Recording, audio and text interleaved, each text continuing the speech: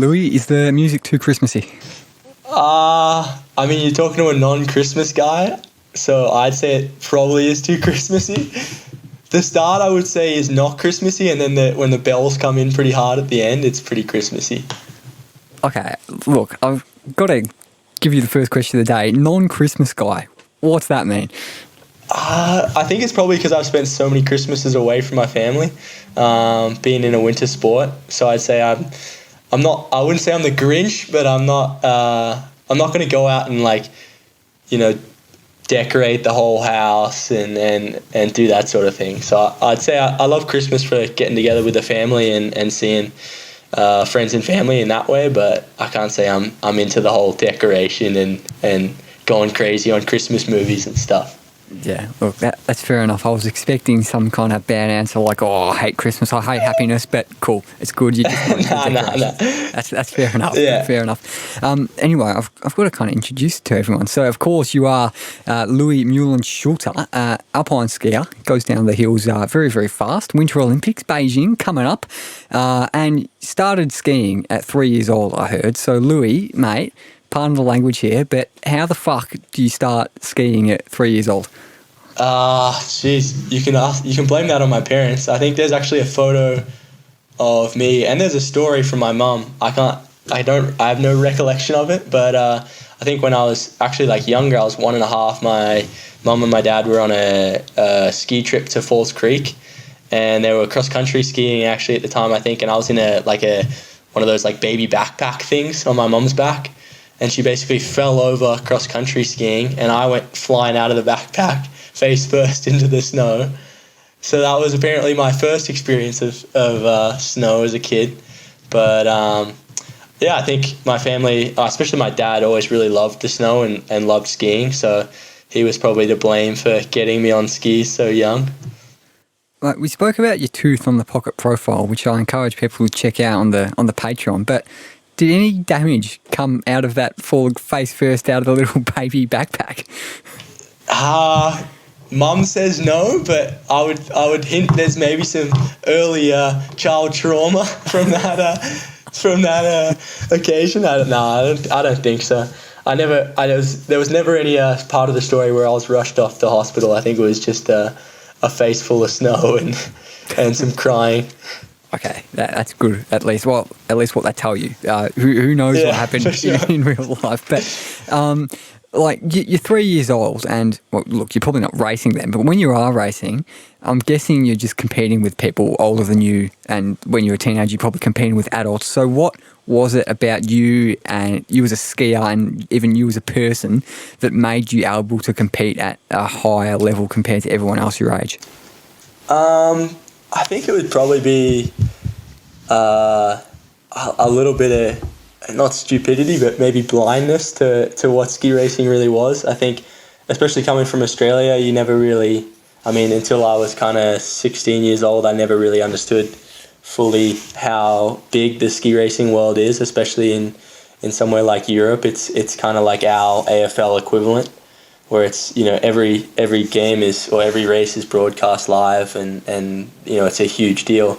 So I think I was kind of blind to how big it really was, and it was just, for me, I always loved the challenge, and I always loved competing in whatever I did, and ski racing was particularly a hard challenge, and I kind of always just gravitated towards wanting to improve at it, and whatever level I was at, whether it was from a young age inter-schools racing in Australia and Victoria to now racing on the World Cup and getting to go to my first Olympics. It's just, I've always wanted to try and be the best in whatever level I'm at, and that was kind of the big driver for me.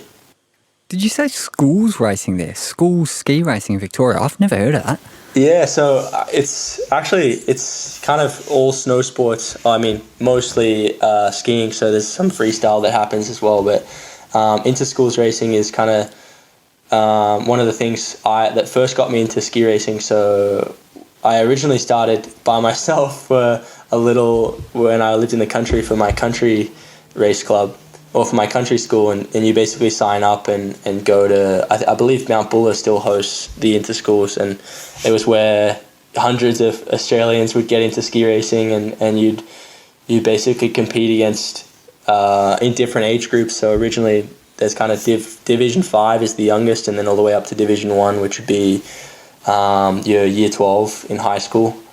And you would kind of compete at all levels all the way through and in multiple events. And that was kind of my real first introduction in Australian ski racing.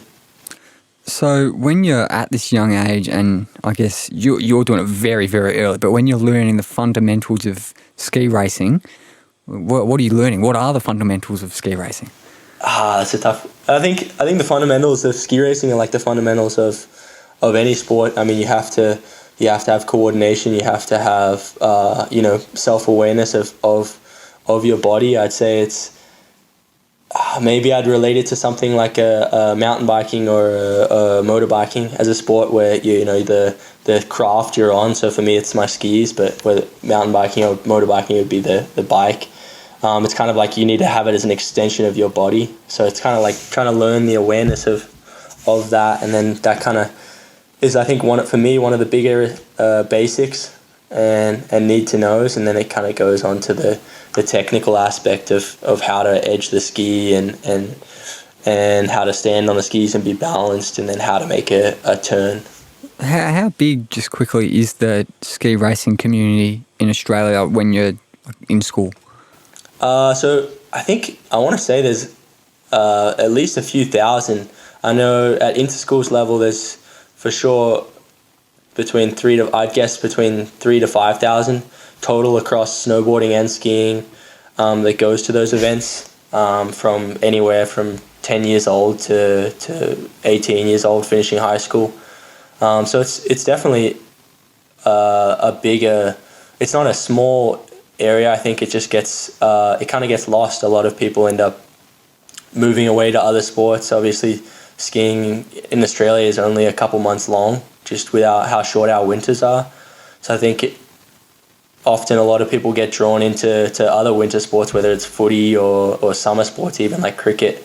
It kind of thins out, and the older you get, the more you know the people around you in the ski racing, I'd say. So can you tell me about moving on from Australia, the Australian scene, and going to America?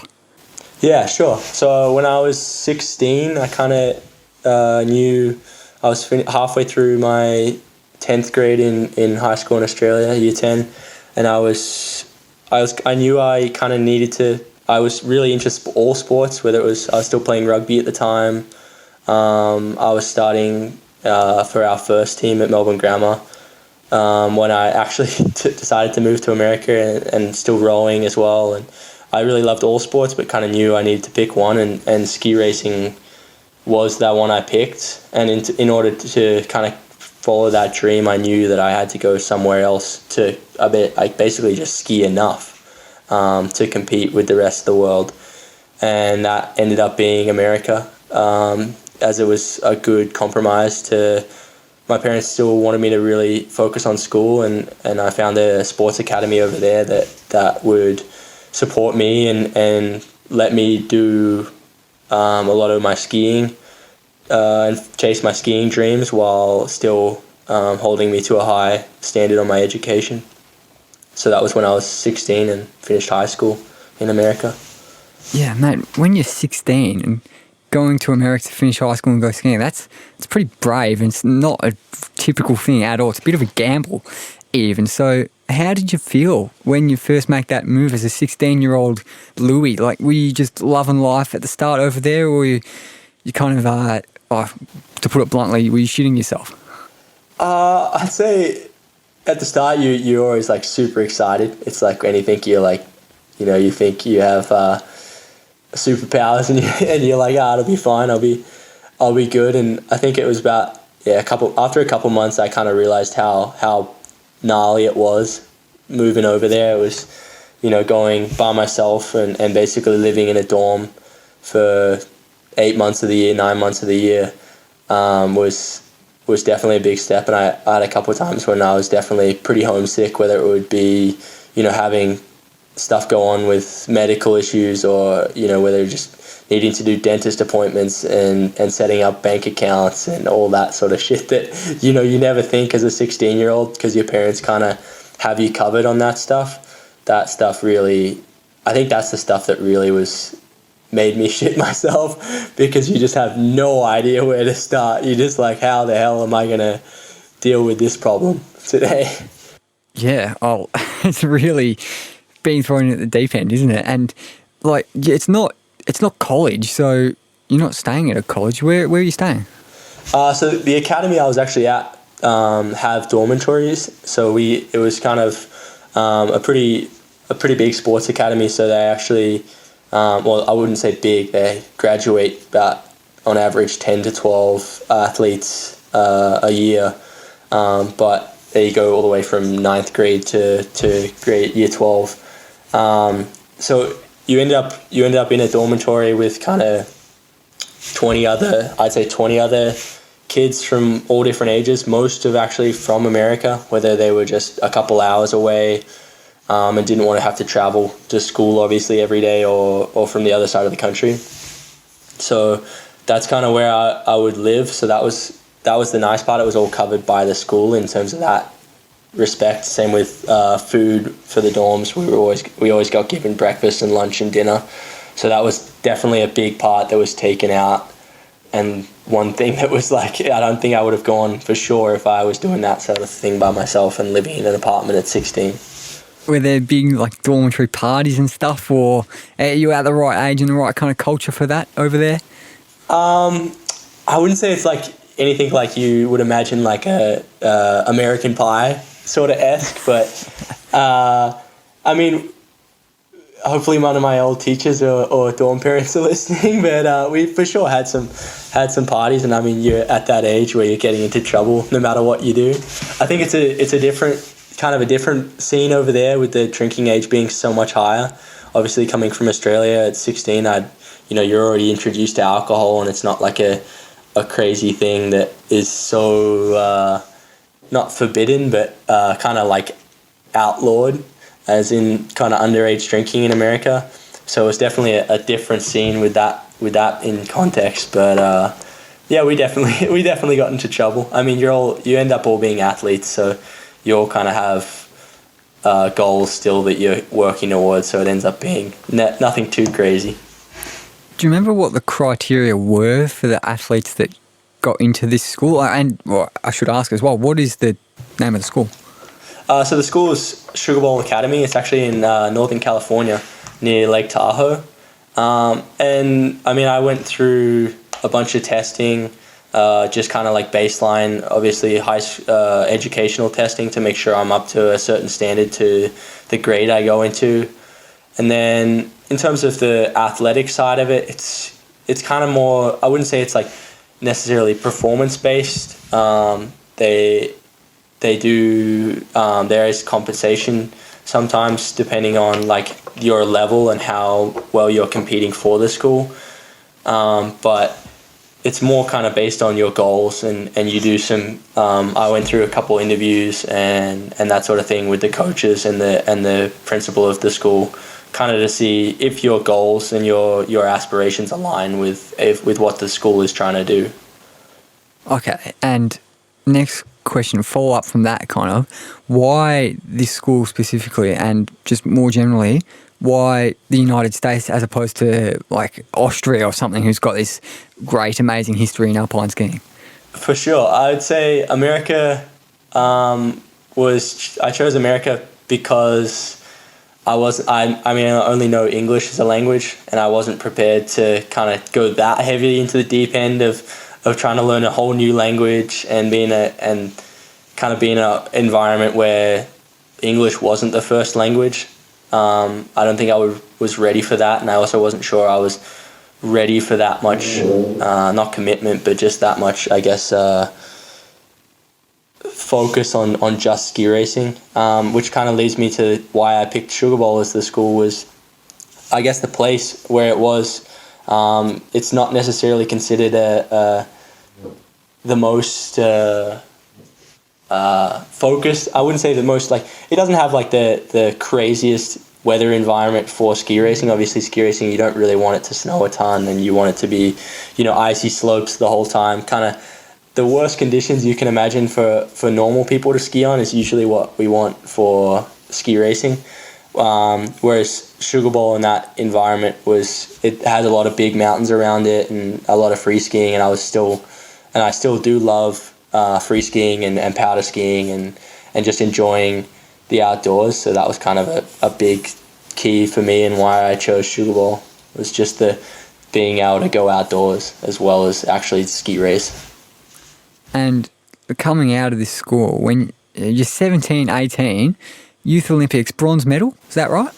Yeah, actually it was, I was still at school actually. It was I actually went back to the start of year 10 so I could get an extra year of school, because it's kind of weird how the school years line up. But I went to Youth Olympics in Norway, and I was competing in alpine skiing but also in ski cross, which is actually where I got my bronze medal. And I was still doing ski cross kind of for fun, and just went into the event with kind of no expectations and ended up in the finals with a chance to win it, and I ended up crashing. I actually took out kind of half the field when I crashed. Ended up getting up, and the guy who came fourth ended up losing a ski, which is kind of why I ended up in third. But yeah, I was battling for the lead and crashed into the guy in first. He kept going, and the guy in fourth went through to second, and then the guy in third and myself crashed into each other, and that was kind of how that all played out. So it was kind of a crazy one. So ski cross, can you tell me about the difference between ski cross and alpine skiing? So ski cross would be, it's got aspects of alpine skiing where it's got turns and normal, like what you would see in an alpine course and gates, but a whole lot more terrain and usually jumps and kind of features are added into it, as well as probably the biggest aspect is you racing against 3 other people rather than just yourself and a clock, would be the kind of big takeaway differences. Yeah, okay, gotcha. But do you still, you're only in alpine skiing now, that's right? Yeah? Yeah. So I ended up I'd still love to do ski cross, but it's kind of such 2 different worlds of the ski industry that it's hard to continue doing it. Anytime I see a ski cross track, I'm always keen to have a jump on and have a go, but my focus is predominantly alpine skiing at the moment. So, Matt, the question everyone's asking here, you win a bronze medal in the Youth Olympics for ski cross, but that's not what you continue on with. So, why was that? That's probably stupidity, honestly. No, I think, I'd always been more into alpine skiing and into especially slalom and GS, which are kind of my 2 main disciplines. And I guess I kind of did ski cross just out of fun and out of something that was completely different and something I could enjoy doing, which is I think ironically why I did so well at the Youth Olympics, was I just had no real expectations and I was just there to have fun. So I kind of it's always in the back of my mind that maybe one day when I'm done with ski racing, or I want a different challenge, I can maybe try jumping back into the ski cross, but maybe we'll see in another 4 years where we end up. Have you learnt lessons from that kind of, no pressure on yourself, just have fun, and getting a bronze medal, which is just an incredible achievement in the Youth Olympics in ski cross? Have you learnt lessons from that and taken that into where you're at now? For sure. I think it was kind of one of the bigger things, moments where I kind of learnt that lesson of kind of trying to, not have no expectations, but search for the joy in what I'm doing and trying to stay present and focus more on the place I'm at that point in time, rather than kind of all the things that are in the back of my mind, whether it's being my own expectations or my own goals and aspirations. Because I think that's always been, for me, is where I'm always competing my best, is understanding that those things are there and they're a reality, and for sure, whether it's qualifying for these Olympics or anything like that, or my future goals.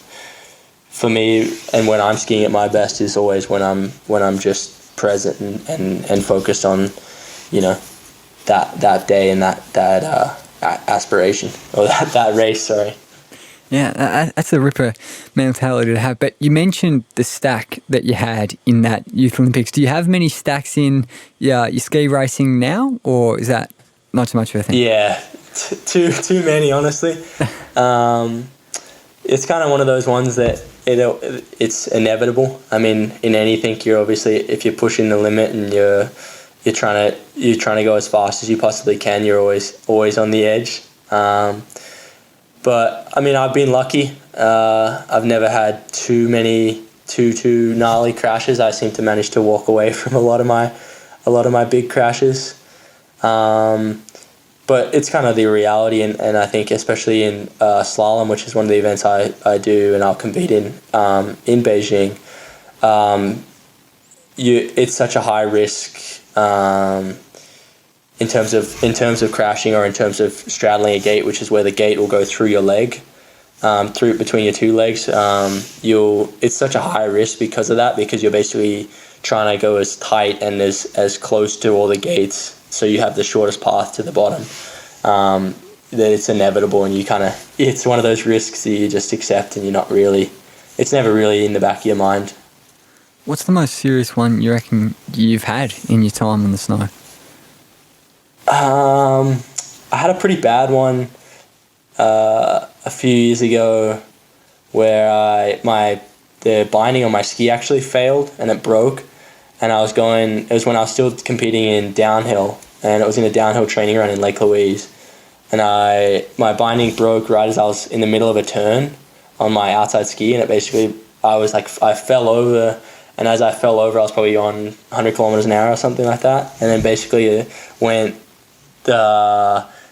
effectively on it was basically a 90-degree turn, and I effectively went, instead of turning, I kept going straight, and I went straight into it's called a net, which is basically imagine a tuna net that you catch tuna in, and then it's just one of those hanging up. So I went about 100 kilometers an hour into one of those and stopped in about half a meter.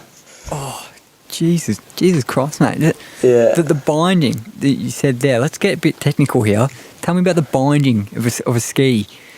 Yeah, so it's basically you have this hard plastic boot on. Imagine a Timberland, but looks way uglier and way bigger and bulkier. And then the binding is basically screwed into the ski, and then it kind of connects. It has hooks on the toe, where the toe of the boot, your ski boot will hook into, and then it'll kind of clip up onto your heel. And effectively the heel where it clips up broke. It shattered because of a bump on my ski. So my heel fell out of the ski as I was going 100 kilometers an hour, and then basically went straight sideways into a big hanging net. Oh, Jesus Christ. We were talking about scary moments in the top profile. That does sound quite the scary moment.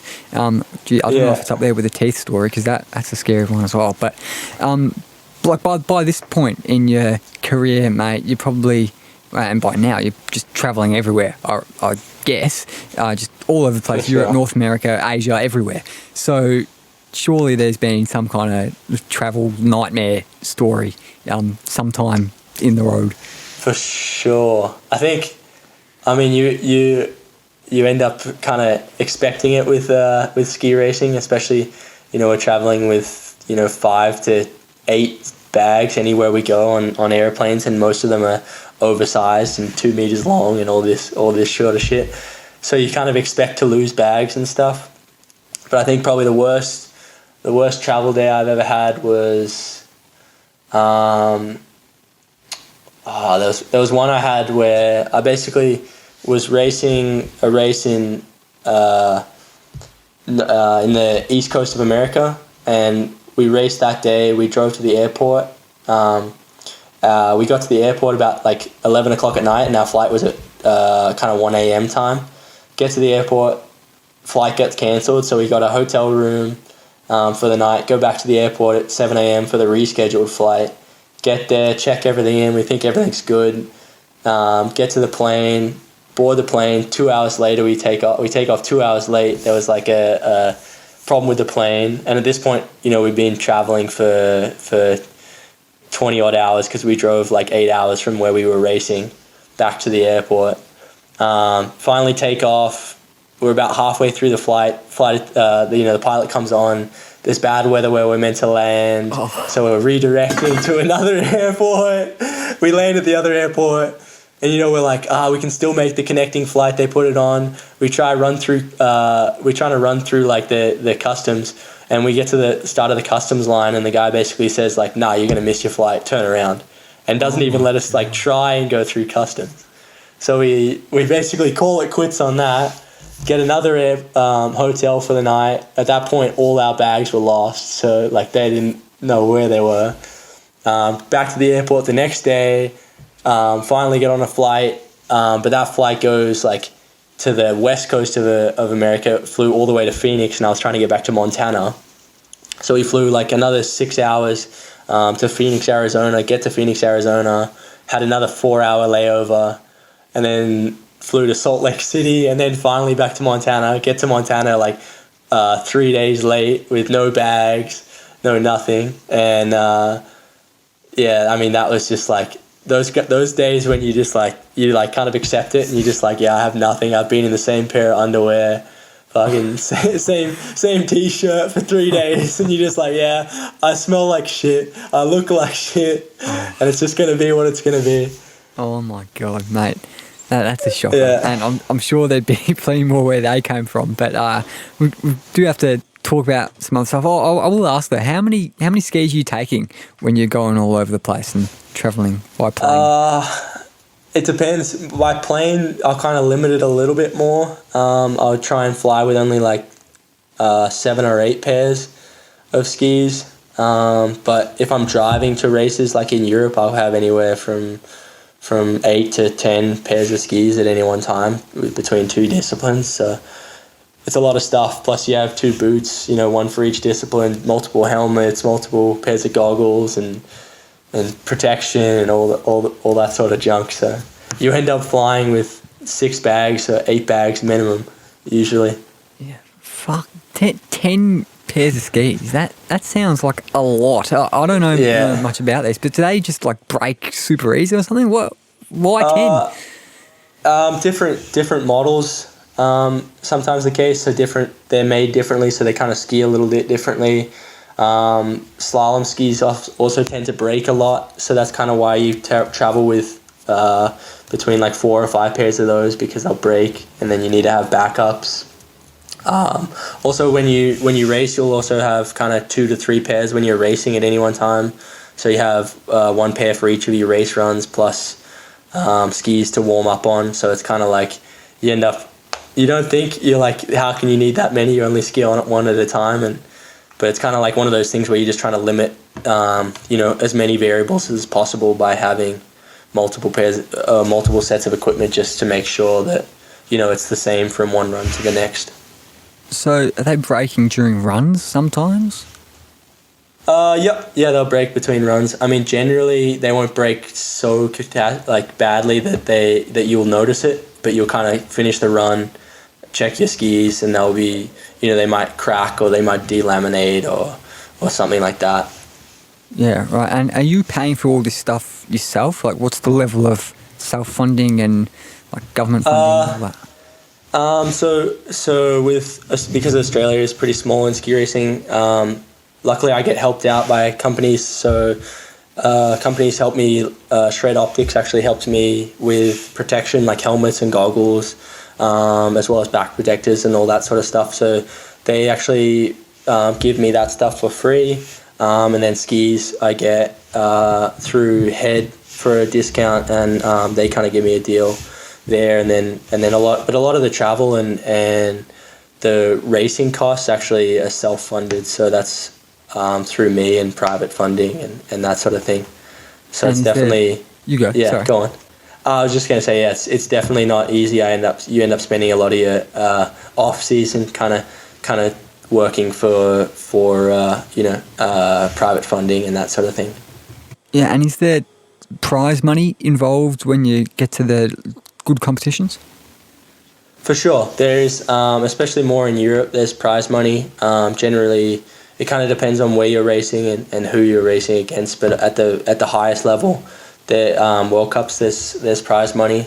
But it's for the top 30, which is kind of how ski racing works. Is you do one run, especially in World Cup, and then if you make it into the top 30, then it'll flip and 30th goes first for the second run and first goes 30th to try and make it even. But generally, when you're trying to break into that scene and start in the top 30, which makes it easier, you'll start. So I usually start around the 60s, somewhere in the 60s when I'm starting World Cups. So you end up having to beat 30 odd people just to even get a chance at a second run, which is when you get the opportunity for prize money. So it's definitely a challenge in itself, because you're competing against, the 60 best of all countries in the world at that point. Yeah, can I ask, Louis, what kind of figures we're talking here? In terms of prize money? Yeah, in terms of prize money. So first place on a World Cup event, it kind of depends on where the event is and how prestigious it is.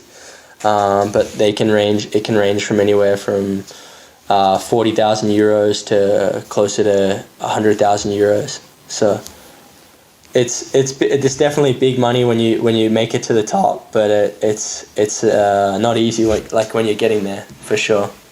Yeah, geez, but bloody hell, for the top, geez, they must be loving life for that kind of money. I know that they've worked hard, but whoa, geez, 100,000 euros, that's not bad at all. And I had a little look. Am I right in saying that you do a bit of fundraising just through the support of the general public and whoever wants to give you a hand?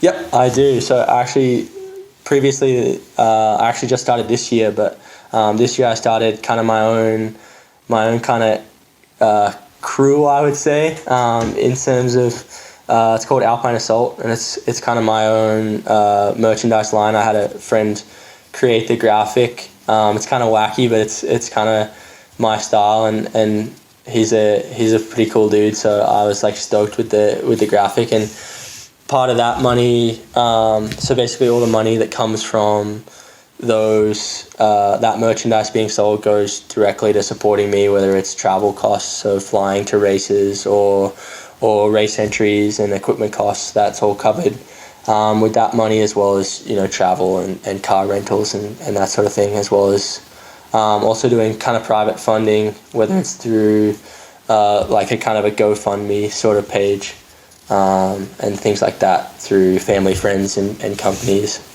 and so on. Yeah, all right. And there's an awful lot of money to raise, I guess, to kind of get all the money you need, and you get that through all the different sources. This is a tricky question, but heaps of people who don't like sport and people from all kinds of groups are going to think that donated money should be going to a better place that's not helping you out with chasing your dream of like getting to the top. So what do you say to those people who think that? For sure. I mean that's the thing with any donation. I think most donations go to great causes, and you have to decide kind of what cause if you are going to donate to a cause, what you want to donate to. I mean, obviously, donating to someone like me, it's not necessarily something that's going to save lives, say something like Red Cross Foundation or something like that. But I mean, it's kind of something that maybe is more directed at family, friends, and people like that who, if I can help inspire them and inspire, what is possible. That's kind of my goal as well.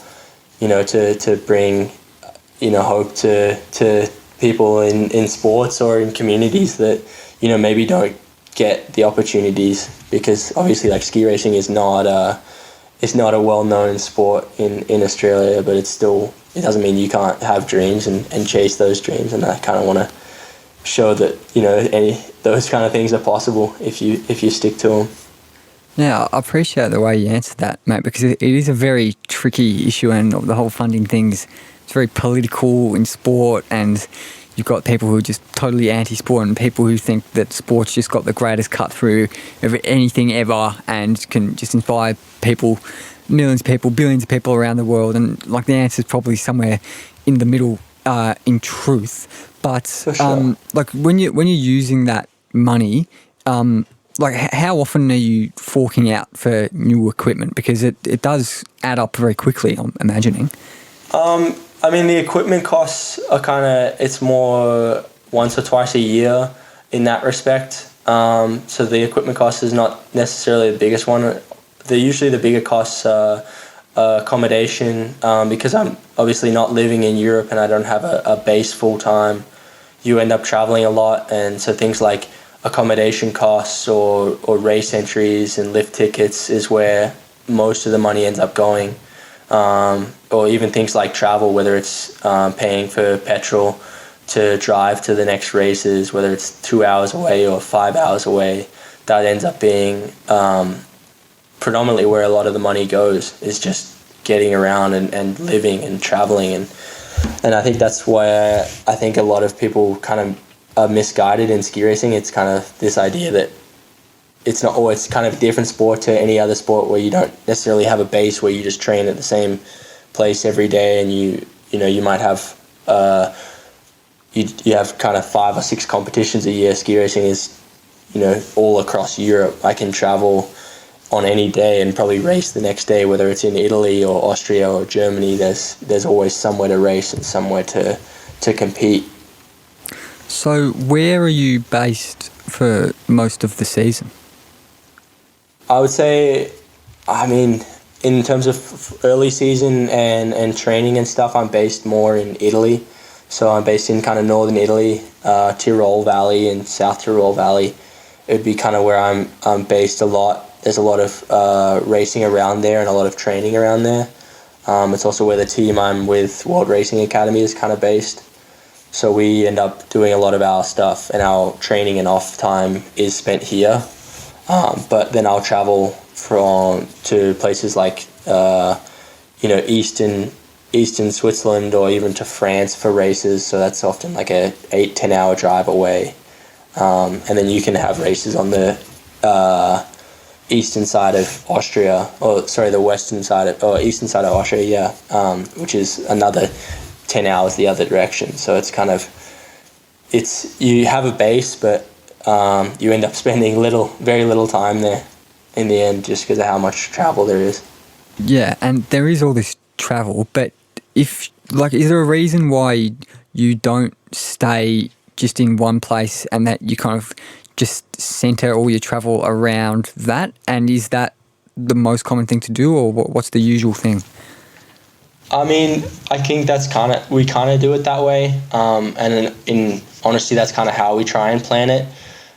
Just with how many races I'm doing, and I'm kind of competing at 2 different levels. So I'm competing on the World Cup level, where there's only about 16 races a year total. But then I'm also competing at the European Cup level, so it's kind of a Nations Cup for all Europeans, as well as doing normal regional races. So you end up kind of traveling so much just because of how many races you're doing, and with skiing being such a unpredictable sport, you kind of need to have that volume, because things just happen, like things just go wrong without you trying to, whether it's a ski popping off or things get cancelled due to weather or postponed or moved. You just kind of end up having to play the numbers game and get the volume.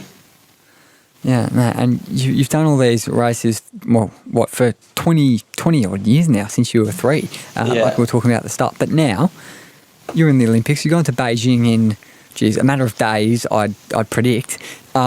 So you get the chance to talk to your 5-year-old self or your 10-year-old self. What are you telling yourself? I think I probably would try and not say too much, just because I wouldn't want to scare myself. I think I'd say I'd probably tell myself just to remember that there's going to be a lot more bad days than good, I think, and not to kind of get stuck on the bad days. Usually, especially in ski racing, things just happen, whether it's, you have bad travel days or skis pop off or things break, and it's a constant battle, whether it's been the last 3 weeks or it's been 5 years of it. You kind of always got to keep looking forward and try not to get hung up on whatever just happened or happened a week ago, because I think that's what I've come to learn recently, is often the days you least expect are when things end up going right and turning around and things go your way. Were you a guy who was particularly, or even is now, particularly prone to over-focusing and or overthinking about like the actions of what happened on a bad day? I think so. I think for sure. I mean, I try to be less so, but I'm usually someone who's pretty hypercritical. I think it's my nature. I've always wanted to be as good as I possibly can at whatever I'm doing, and that ends up sometimes coming across in the fact of me kind of overthinking and over analyzing stuff rather than just kind of learning to accept and move on and move forward. So I'd say it's kind of in my nature to get hung up a little bit and kind of get stuck on that analytical side of it all. And you've been doing it for 20 years, as I was just saying. But have you and you've always, I'm guessing, just all throughout that, just focus on this goal, getting to the Olympics, just getting as high as you can, just like trying to win. Have you ever come close, because there is that just massive obsession? Have you ever come close to losing the love for it? I don't think so. I think more than, of course, like anyone, you have those goals of making the Olympics and things like that. But I think my goal has always been to get to as high a level as I can and be the best that I possibly can. It sounds kind of corny, but that's kind of what's kind of always driven me, is to try and get to that level where I'm like satisfied and I kind of am always driving for perfection. And I think that's kind of probably one of the reasons why I've never really felt like I've burnt out or anything like that, is just because I kind of always see that there's always something I can change, and there's always something I can improve on and fix to get to that next step or make that next improvement. And now that you're about to head to Beijing, have you got a particular aim or a goal? That's a tricky one. I think my biggest goal would be, now that I've been kind of racing on the World Cup a little bit this year as well, I think my biggest goal would be to I guess compete against those the best in the world, and kind of be at the same level, whether it's be kind of in the mix and getting into the top 20, into the top 30, and being solidly in there and fighting for my chance to even top 10. But I think more than that, I think my biggest goal would be to just learn from the experience and take away as much as I possibly can, because I mean, hopefully it's not the only one I ever go to, and in terms of long-term goals, it's definitely not my goal for this to be the only one. So hopefully I can take it as a stepping stone and build off everything I learned from it. Can you tell us actually what events you are in, Louis? Because I think we haven't gone into the specifics. So, yeah, what events are you going to be in? And can you tell us a little bit about what they are and how they differ and how they're similar? Yeah, sure. I'll be competing in giant slalom and slalom. So, sound very similar in terms of names. The key differences are kind of the gates. So that'll be the things that we ski around when we're skiing. Giant slalom has basically panels or flags between two poles. So you're on longer skis. It's a longer radius turn, and it's generally a longer course. It's generally closer to a minute 10 seconds long, and then you do 2 runs of that. And then slalom is basically the shortest radius turn, so anywhere between 6 to 8 meters, or between 6 to 13 meters will be the radius between each turn. and then that's single poles that you'll hit effectively as you're skiing down. So that's kind of the big difference is and then slalom's obviously a little shorter in distance. It's only generally about 50 seconds long in terms of the course length. Okay, gotcha. Very well explained. And is it one of those events, or both of those events, or none of those events that you're that like make up the comps that you're competing in just around Europe in the regular season?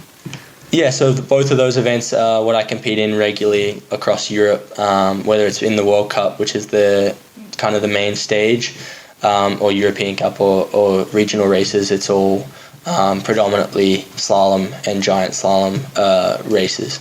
Okay, awesome. And I have heard that you've been in some pretty decent form in the lead up. Fair few podiums in the slalom, in the giant slalom, in the lead up. Yeah, I've had some solid races. Kind of mixed bags with ski racing. I've had a lot of good skiing and times where I'm kind of top three and then crashing out or having big mistakes, and then having some success and some podiums in some national championship races that I previously just did. And as well as some really fast skiing in terms of on the World Cup, where I'd been inside the top 30 in splits, which are kind of like segue times on a run, where I've been top 30 on those and then crashing out, which is frustrating. But that's kind of the way of the sport. So I'd say I'm definitely, the skiing's there, and I feel like I'm skiing fast, and I'm confident in my skiing. It just gotta keep pushing and hope everything comes together on the day. Oh, mate, you've got me very, very excited about the Olympics now. And yourself, you might have put the listeners into a bit of a frenzy as well. But there's a final question before the final segment that we always ask to all of our guests. We've talked about the ups, we've talked about the downs, everything in your life, in your career, all that. So, Louis, do you have a life philosophy, any particular guiding principle or anything like that you kind of live your life by, to get a bit deep on you? I'd say probably, they always change. I think, like anyone, they change as you change as a person. But I'd say probably one that has stuck with me recently is I keep telling myself to be more like a goldfish. I saw somewhere that basically,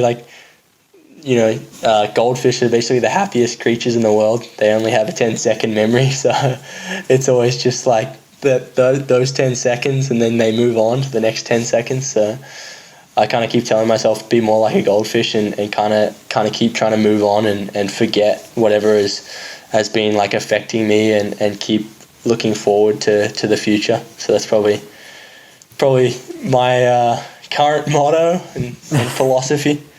Oh, mate. Maybe not the best one.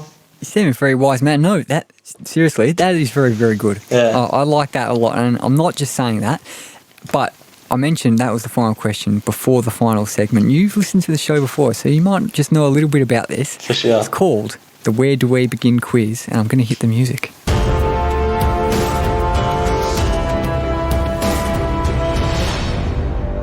Wow, Louis, if that doesn't get you very fired up, I'm not quite sure what does. That's some pretty epic music we've got going on there. So, the situation with the quiz is this. We've had all these Winter Olympians. Usually have Lockie going against the guest in the quiz, but obviously he's not here. So, with the Winter Olympians, we've been asking some Winter Olympic style questions.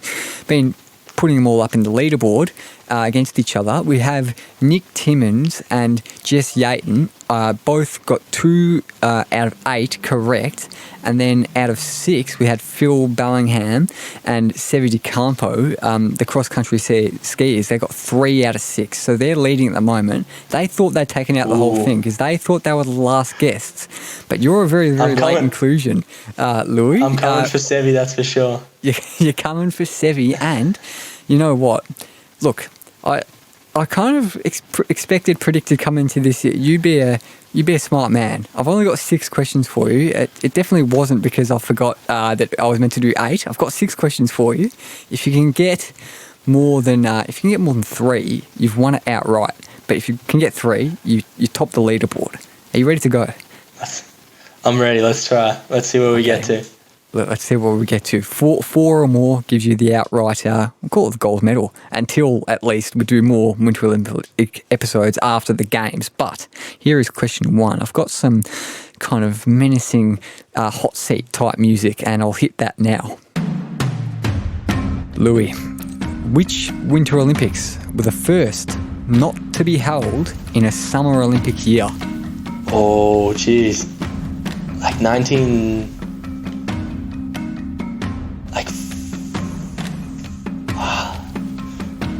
Let's go with like 1942. He's saying 1942.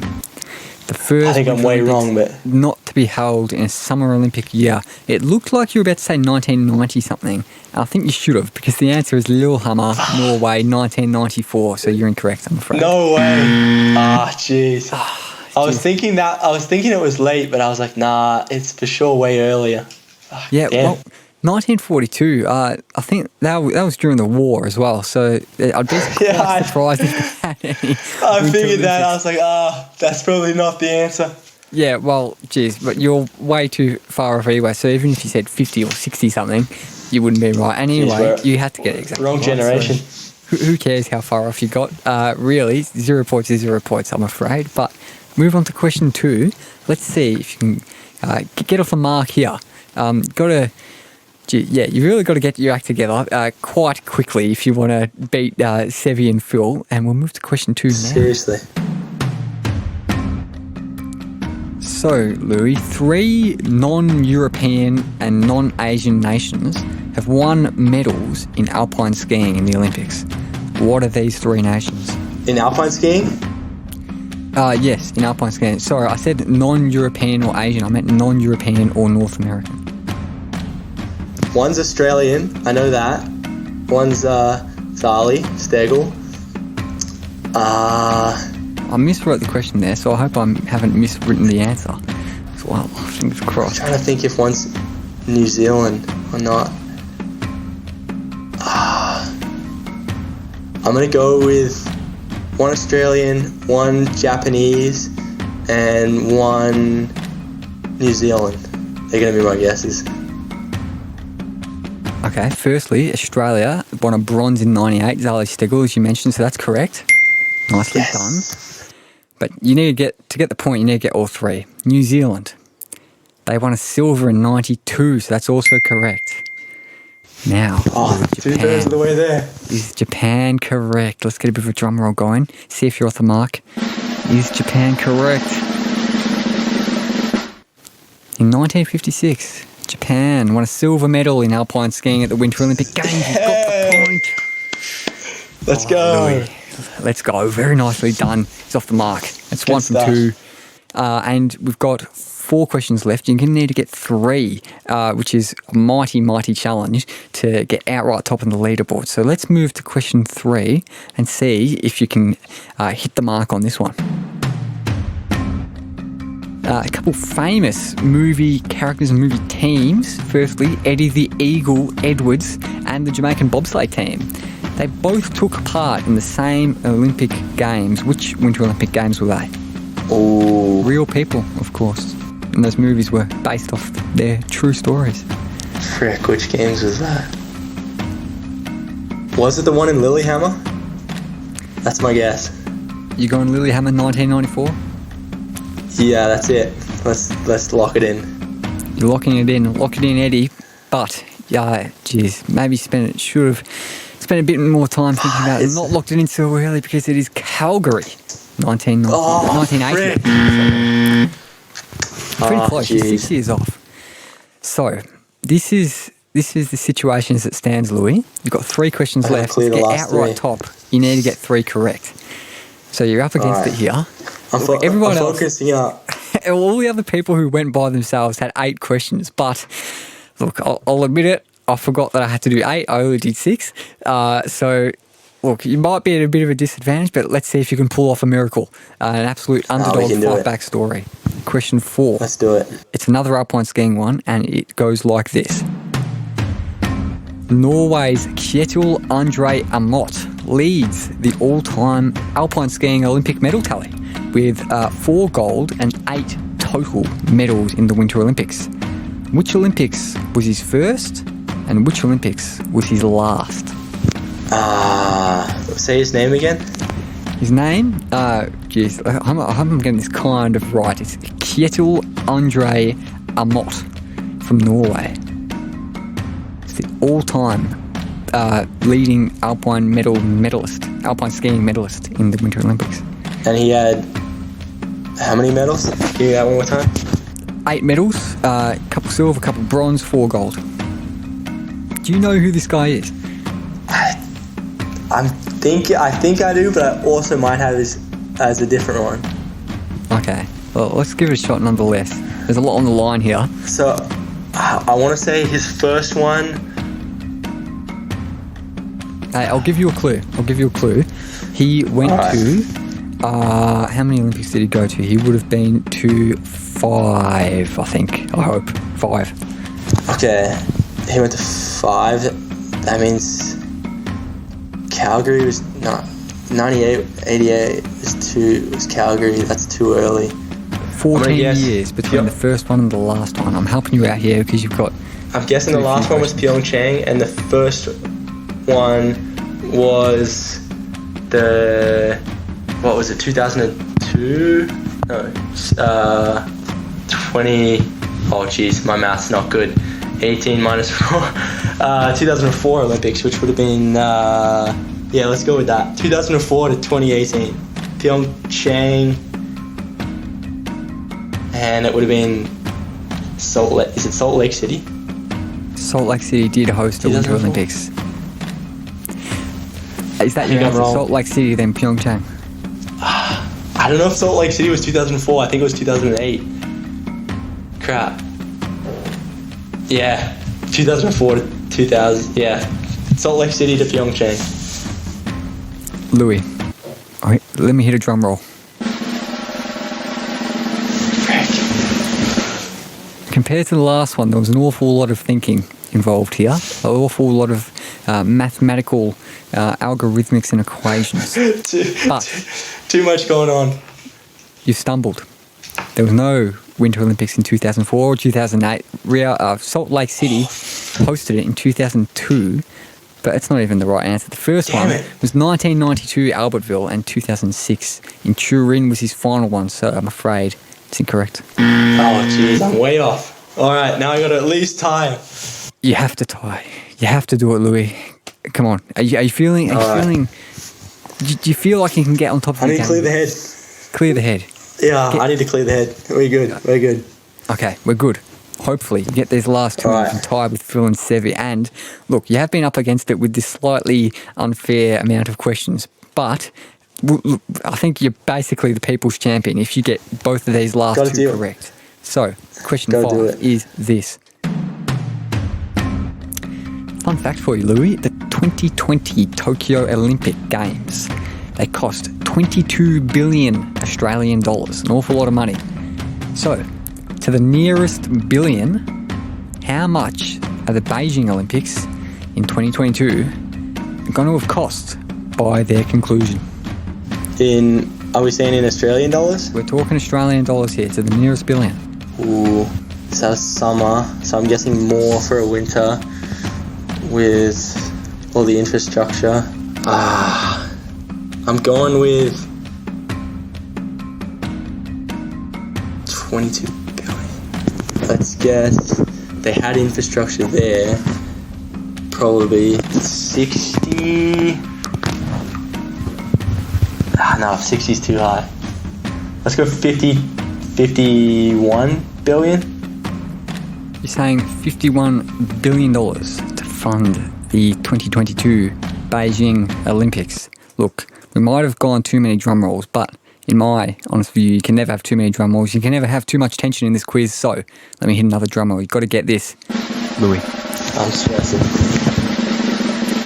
The Tokyo Olympics, they cost $22 billion. They had 11,656 athletes. The Beijing Olympics are expected to have 2,861 athletes and are expected to have cost around $6 billion. That's it? Oh, jeez, I'm so off. Holy crap. Look, I really did want to give you a point just for being close, because I know that you've been treated a bit unfairly, but you're not close at all. I'm so far off. You're not close at all. I'm thinking why am I thinking winter's going to be so much more? I thought there'd be way more infrastructure. Yeah, well, there's just so many sports in the summer, isn't there? There's you've only got, guess so. Is it 15 events or 15 sports or something in the winter? It's, yeah. Yeah. And it's almost 4 or 5 times as many athletes in the summer. So a lot more accommodation sorted out and all that kind of thing. Look. Way off. This last question here, it's a bit of a dead rubber. Well, actually, it's not totally a dead rubber, because if you don't get it right, you finish last. And that's not something that you want.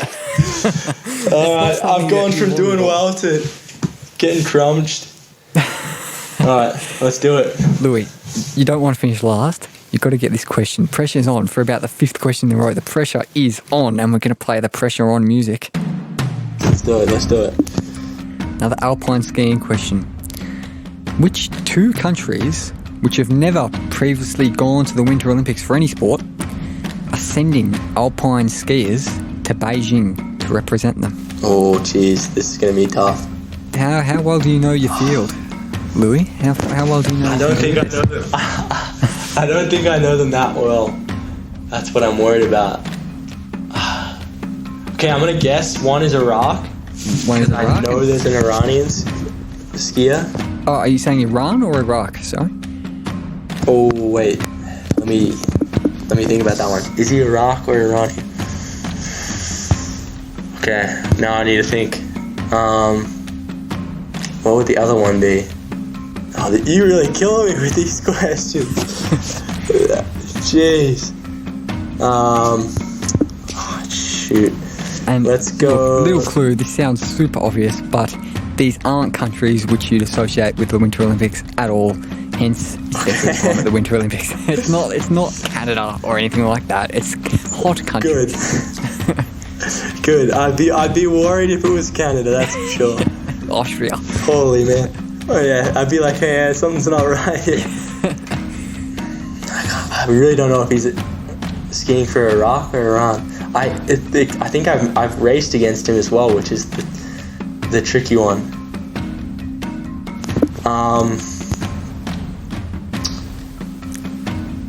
Let's go with man, Louis. Who's this man you've raced against? I'm stressing. Jeez. As you should be. You don't want to finish last. I really, Jesus, I really don't want to finish last. I really don't know. I feel like I know what he is, but I don't know what the second one would be. And the second one's going to be a complete shot in the dark. Okay, look, let me give you a couple of clues, which I don't know if they quite hit to you on a plate, but I'll give you some regions. One of them is in the Americas, somewhere, that kind of general region of the Americas. Ooh. And the other one is in the Middle East. Okay, so I think I'm right on the Middle East one. The Americas. Is it men's or is it women's as well? They're both in the men's giant slalom. Jeez. Okay. Americas would be... The music loop doesn't go for too much longer, Louis, so I'm going to have to kind of get an answer out of Am I running out? I'm running out? Okay. Let's go with... I think this is going to be wrong, but let's go with Mexico. I think it's wrong, but I'm going to go with it. And then the other one, I'm going to go with... I know it's... I'm gonna shoot the dark because I think I'm wrong with Iraq, and I'm gonna go Israel. Whoa, late change of heart. Are you sure you want to say that? Late change of heart. Yes. Yeah. Okay. Mexico and Israel. I think we're locking it in. We're just saying it. Let's lock it in. How it goes. I'm done. Get it right. I think I'm gonna be last. If you get it right, you're equal last. But if you get it wrong, you're outright last. You are just the loser. Everyone's laughing at you. Oh, jeez. They'll throw shit at you. You'll be the disgrace of the nation, mate. Until you win gold in Beijing, of course. Look, I'll give you another drum roll because there's never enough drum rolls, as I said. There's never enough. The guy from the Middle East, his name is Faik Abdi, and the guy from the Americas, he's Italian heritage, Richardson Viano. Faik Abdi, he's not from Iraq, he's not from Iran, Frick, he's from Saudi Arabia. Oh, jeez. No way I was getting that. Oh, he's not from Israel. Damn it. And not that it matters anymore, but the other guy's from Haiti. So Haiti and Saudi Arabia. No chance I'm getting that. Mate, outright last place. I gave you some clues, but you couldn't get it done. I don't know if Someone's this is gotta too be hard, but last. I've got a sound effect here that I don't use much, but I might have to use here. Let's do it. Yes. What do you have to say for yourself? I feel ashamed. I am proud. I did know Australia's one of Australia's gold medal or one of Australia's medals in Alpine. So I am proud of that. But I can't speak for the rest of it. I'm pretty ashamed. I was way off on all my guesses. That was a very good answer that you plucked out of nowhere. I was expecting you to go on a good run. It didn't come to fruition. Maybe next time, if and when you come on the show again, maybe in the studio even, you can get it right. But and you can do that on the quiz against Lockie. But wasn't to be this time. We'll move on. Louis, thank you very, very much for coming on the show. It's been a pleasure. Thank you so much for having me.